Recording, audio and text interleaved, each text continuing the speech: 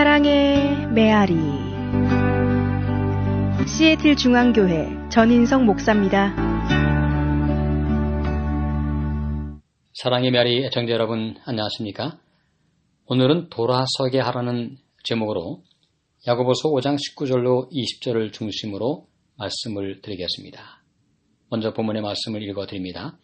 내 형제들아, 너희 중에 미혹되어 진리를 떠난 자를 누가 돌아서게 하면 너희가 알 것은 죄인을 미혹된 길에서 돌아서게 하는 자가 그의 영혼을 사망에서 구원할 것이며 허다한 죄를 덮을 것임이라. 참으로 귀한 말씀이죠. 많은 사람들이 끝까지 진리의 길에서 걸어가는 것은 쉽지가 않습니다. 한때 진리의 말씀을 믿고 살아갈 수 있습니다. 하지만 끝까지 진리를 붙들고 걷는 사람은 많지가 않습니다. 인생의 어느 순간 이런저런 일로 낙심하여 교회 공동체에서 멀어지기도 합니다. 또는 개인적으로 시험에 들어서 하나님을 떠나는 경우도 있죠. 바울은 데마에 대해서 언급을 하면서 그는 세상을 사랑하여 떠나갔다고 기록하고 있습니다. 슬픈 이야기죠. 오늘 야고보는 진리를 떠난 사람들을 바른 길로 다시 돌아오게 하는 사람은 영혼을 사망해서 구원하는 자가 될 것이라고 말씀하고 있습니다. 마치 이 말씀은 다니엘서 12장 3절의 말씀을 생각나게 하는데요. 지혜 있는 자는 궁창의 빛과 같이 빛날 것이요 많은 사람을 옳은 대로 돌아오게 한 자는 별과 같이 영원토록 비추리라. 오늘 우리는 어떤 사람이 되어야 할까요? 사람을 미혹하여 진리에서 떠나게 하는 사람이 될 수도 있고요. 아니면 진리로 사람들을 인도하는 사람이 될 수도 있습니다. 진리가 무엇일까요? 어쩌면 가장 중요한 질문일 수 있습니다. 복음서에 보면 어느 날 예수님께 한 율법사가 이렇게 묻습니다.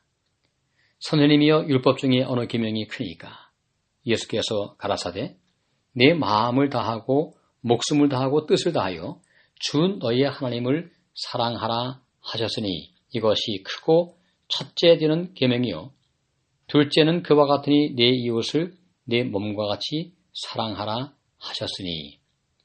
결국 이 말씀을 요약하면 하나님을 사랑하고 이웃을 사랑하는 것입니다. 이것이 예수님께서 말씀하신 십계명의 요약이죠. 그렇다면 진리는 무엇일까요? 하나님을 사랑하고 이웃을 사랑하는 것입니다. 나머지는 이 두 가지 진리를 실천하는 구체적인 방법을 제시하고 있다고 말할 수 있습니다. 특별히 기독교의 진리를 요약하면 무엇일까요?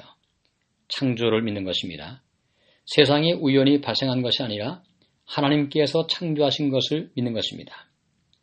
또한 인간은 불순종으로 하나님께 죄를 지어서 죽을 수밖에 없게 되었지만 예수님께서 이 땅에 오셔서 죽임을 당하심으로 우리의 모든 죄를 대속하여 주셨음을 믿는 것입니다.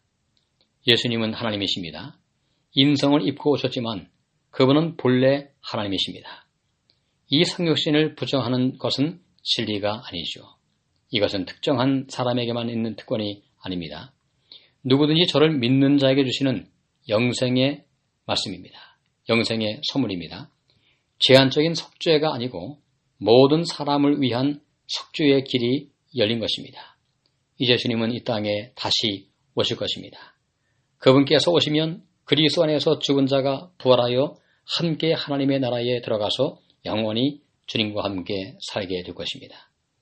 이런 귀한 소망 속에 오늘 이 땅에서는 하나님과 이웃을 사랑하며 살아가는 것이죠. 이것이 천국의 삶을 소망하는 사람들의 모습입니다.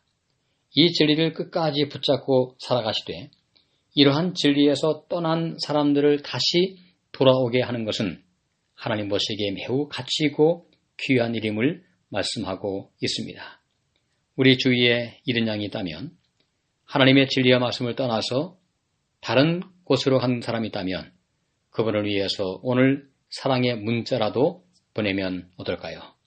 오늘 오후에 하나님의 특별하신 은총이 함께 하심으로 오늘도 주님 안에서 행복을 선택하시는 복된 생애가 되시기를 바라면서 말씀을 마치겠습니다.